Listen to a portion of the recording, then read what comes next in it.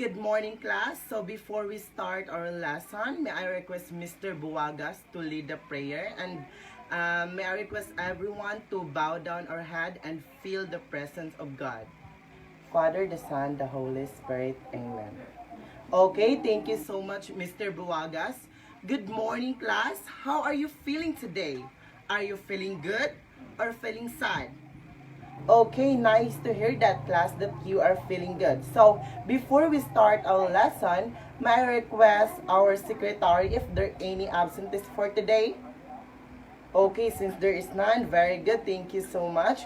So, before we delve to our lesson, may I request everyone to give me a recapitulation what was our previous topic? Okay, Miss Iya Joy. Okay, very good. So, what have you learned from the previous topic? Okay, Mr. Buwagas.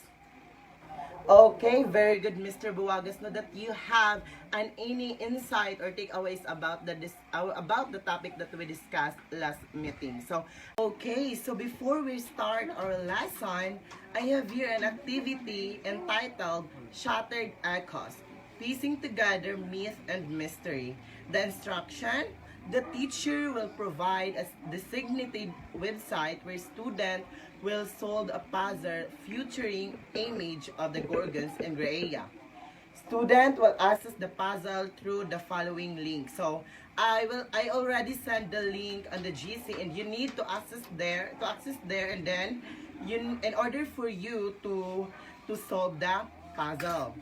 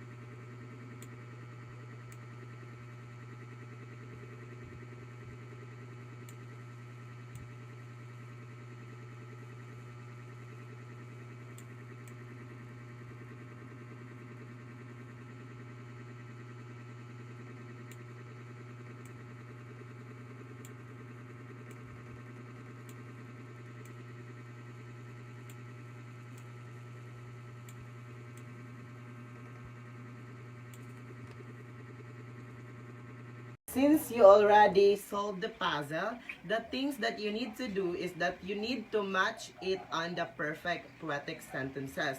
So are we all clear? Okay, so our first poetic sentences is their gaze a frozen whisper of fate turns valor to stone beneath the weight of ancient courses. So what do you think is this poetic sentences belong to? Okay, Mr. Moralia. Okay, you answer is Gorgons. Okay, let's see if your answer is correct. Okay, very good. Their gaze of frozen whisper of fate turns valor to stone beneath the weight of ancient courses is belong to Gorgons. Our second poetic sentences. Three eyes among them, yet wisdom dances in the spaces between sight and shared fate. What do you think is this poetic sentences? Okay, Miss Boris. Okay, your answer is Graiae. Okay, let's see if your answer is correct. Okay, very good. So, three eyes among them, yet wisdom dances in the spaces between sight and shared fate is Graiae. So, our last poetic sentences is, he carried fate upon his back, a mirrored blade slicing through the veil of dread and destiny. So, what do you think this poetic sentences belongs to? Okay, Miss Razonable. Okay, your answer is Perseus. So let's see if your answer is correct. Okay, very good. The answer is Perseus. So remember, he carried fate upon his back, a mirrored blade slicing through the veil of dread and destiny. So the answer of this is Perseus. Thank you so much, class, for the participation. But before that, may I ask you, how did you find the activity? Okay, Miss Procurato. Okay, it is engaging. Thank you so much, Miss Procurato. So, I have here again a question. What message do you think each poetic sentence conveys about the mythological figures? Okay, Mr. Jake. Okay, thank you so much for that wonderful answer, no? So, I have here a last question. Which mythological figure do you relate to the most and why? Okay, Miss Rika. Okay, thank you so much, Rika, for your wonderful answer. So, now, let's proceed to our discussion. But before that, I will present you our learning objective. So our learning objective is, at the end of the lesson, the students should be able to identify the origins and characteristics of Gorgons and Graiae, including their shared traits and rules in Greek mythology. And we express personal reflection on the symbolism of the Graiae shared eye and the Gorgons' purifying gaze, and illustrate a scene from a Greek or Roman myth involving Gorgons or Graiae, accurately depicting at least two characters and their symbolic attribute. Are you excited to our new topic for today? Okay, seems like you're ready. Let's start. Our topic for today is all about Greek and Roman mythology, Gorgons and Graiae. So, the Gorgons, fearsome and monsters. Are you familiar with this look? The image that presented? Okay, seems like you are not. So, let's move in. So, the Gorgons, among the most iconic and terrifying creatures in Greek mythology, were their sisters known for their deadly powers and fearsome appearance. They were Steno, Uriel, and the most infamous of the trio is Medusa. So, kilala naman natin si Medusa, right? Yung buhok niya is ahas. Diba? Okay. So, the parentage and lineage of Gorgons were said to be the daughters of Echidna and Typhon, two of the most famous and monstrous figures in Greek mythology.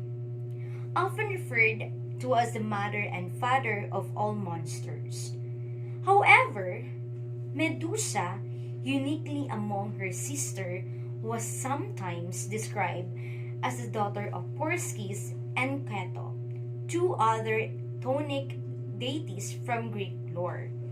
This distinction marked Medusa as a figure of particular interest and complicity with the Gorgon mythos. So, diri agay, class, kay si Medusa ang nalahi sa tulo ka buok sister, it because sa tanang magsuon, siya ra jud ang pinaka gwapa before katong wala pa siya gi sumpa ni Athena. So, mortal and immortal sister. While Steno and Uriel, sila kay immortal sila class, sa Medusa kay mortal. And of course, Medusa played a pivotal role in her mythological narrative. This difference among the sisters added a layer of intrigue to their story and set the stage of Medusa's famous encounter with the hero Perseus. Appearance and powers. So the Gorgons were known for their horrific appearance with faces so hideous nga kung kinsay makakita or maka-eye contact sa ilang mata kay mahimong bato. So, their most striking feature was the writhing snakes that replaced their hair. So, imbis nga buhok, bitin ang ilahang buhok. Symbol of their monster creature and source of their made the Gorgons objects of both fear and fascination in Greek mythology. Sila'y kinahadlukan tungod sa ilahang hideous appearance. So class, curious ba mo nganong si Medusa kay nahimo iyang buhok og bitin? It because additional inputs lang class no. Si Medusa kay gisumpa siya ni Athena. Gisumpa siya ni Athena, the goddess of wisdom. Munang nahitabo sa iyang buhok nga bitin. So Medusa's story stand out among the Gorgons. Unlike her immortal sisters, Medusa's mortality lead to her downfall of the hands of Perseus. With the help of gifts from the gods, including the reflective shield of Athena, Perseus was able to behead Medusa without looking directly at her.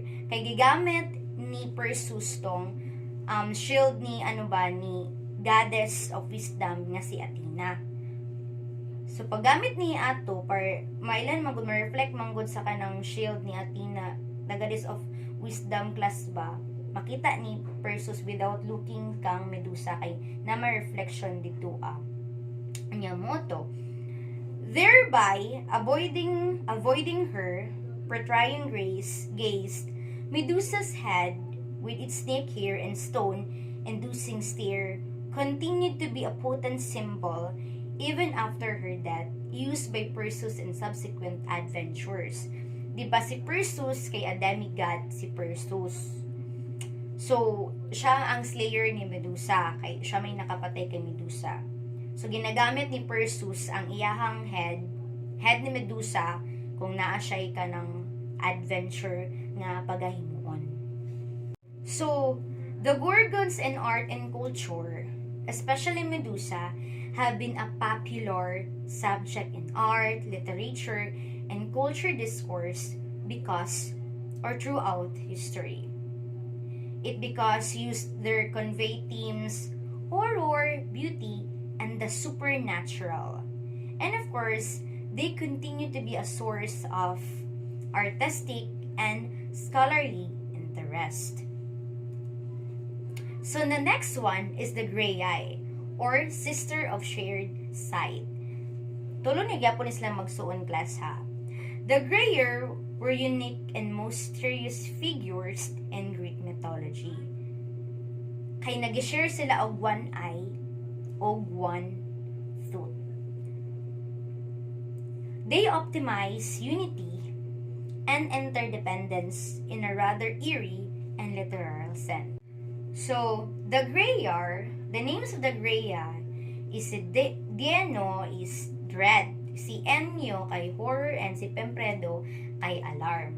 So, reflected their ominous nature, each name was a manifestation of fear and terror, underscoring their role in the midst as harbingers of challenges and obstacles. So, the origin and family of the Graiae sisters. So, sila, kay nagdako sila sa sea deities, Perseus and Setu. The Graiae were part of the lineage that includes some of the most fearsome creatures in Greek mythology, katong three sister nga Gorgons, which include the infamous Medusa, known for her ability to turn those who gaze upon her into their stone. The rule in the myth of Perseus. Ang Graiae kay played a pivotal role in the myth of Perseus, one of the most celebrated heroes in the Greek mythology. Ngano siyang gitawag nga hero siya sa Greek mythology? It because iyang napatay si Medusa. To find them, so before niadto si Perseus sa kanang kay Medusa para patyon siya, niadto siya sa daan sa Graiae's cave, no? And cunning stole their shared eye, using it as leverage to extract the necessary information from them. This act highlighted Perseus' resourcefulness and bravery, key traits of a Greek hero. A symbolism of the shared eye and tooth. So the sharing of one eye and tooth among the Graiae was symbolic of their collective identity and power. This unusual trait added an element of the grotesque and the bizarre to their character, making them memorable in Greek mythology. The eye as a symbol of knowledge and power, and the tooth representing age and wisdom, were central to their ability to foresee and influence events. So the Graiae in Greek culture and literature, have been depicted in various forms of Greek art and literature, portrayed as an ancient and fearsome crones. Their story has been a source of fascination and has been retold in numerous adaptations, each exploring different aspects of their myth. So, nasabtan ba class ang lesson? Okay, kinasabtan man ang lesson. I have 3 questions here prepared to answer. So, what are the main characters of the Gorgons and Graiae, and how they differ from each other? The Gorgons is a monstrous creatures with snake for hair and a prying gaze. And while the Graiae shared one eye and one tooth. So the difference between Gorgons and Graiae, Gorgons were deadly feared, whereas the Graiae were mysterious and serve as guardians of knowledge. Okay, and what do you think? The Graiae shared a single eye, and how does this detail contribute to the role and mythology? So Graiae shared single one eye and one tooth because of their unity and dependence on each other. So dili sila pwede nga magbulag-bulag sila kay nakadepende mangud silang tulo sa usab-usa. And of course, their role is keepers of wisdom, diba sila class, and vulnerable. And of course, allowing Perseus to exploit their weaknesses and gain crucial information for his quest, diba? Diba class, diba? Before ni adto si si Perseus kag Medusa, niya siya sa daan sa Graiae para kwauntong katong ay nila ba. Kay katong ay manggod sa kanang Graiae kay na dito ang mga nakapaloob to ilahang katong mga wisdom o katong knowledge nila, di ba? Last question, how does Perseus encounter with the Gorgons and Graiae shape his journey as a hero? Diba Perseus' encounter with the Graiae help him obtain the tools need to defeat Medusa, right? And showcasing his cunning and resourcefulness tungod sa iyahang pagka-bright niya nga si Perseus, sa iyahang pagka-cunning niya para madefeat niya si Medusa. His battle with the Gorgons solidified his status as a hero, proving his bravery and ability to overcome seemingly impossible challenges. Because sa iyang kakaning, sa iyahang diskarte, nagtagumpay siya class. Munang nahimo siyang hero sa Greek mythology because tungod sa iyang pagkakaning, tungod sa iyang madiskarte nga demigod. So, kay human naman itong lesson class. Are you ready to our activity for today's? Okay, if you're ready, then let's start. So, here are the instructions of the activity. Echoes of myth, a visual depiction of faith and power. Student will illustrate a scene from a Greek or Roman myth featuring at least 2 characters from the Gorgons or Graiae, accurately depicting their symbolic attributes. The medium can be hand-drawn, painted, digital artwork, or mixed media. Alongside their illustration, student will write a brief explanation, 3 to 5 sentences, addressing visual portrayal of mythology that highlights symbolic attributes and their connection to the themes of faith, wisdom, transformation, and heroism. Students will present their illustration to the class explaining their choices and symbolism. The class will discuss how mythology conveys deeper meanings through visual storytelling. Class, tapos na ba kayo? Okay, if tapos na, so present your activity in front of the class. So,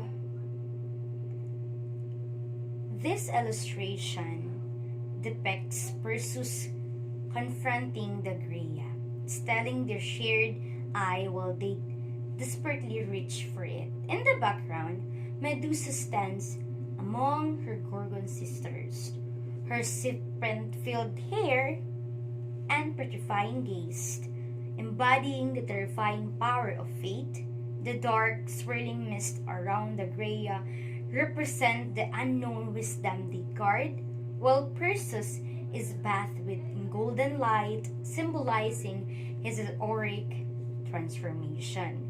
Alright, that's good. So in conclusion, class, the Gorgons and Graiae, their distinct characteristic feature on how Perseus' heroic journey serving as obstacles and sources of crucial knowledge. Their unique traits and interactions with Perseus highlight themes of cunning, bravery, and destiny in Greek mythology, reinforcing the idea that intelligence and courage are equally vital in overcoming great challenges. So class, thank you for this morning session and goodbye and have a great day. Bye!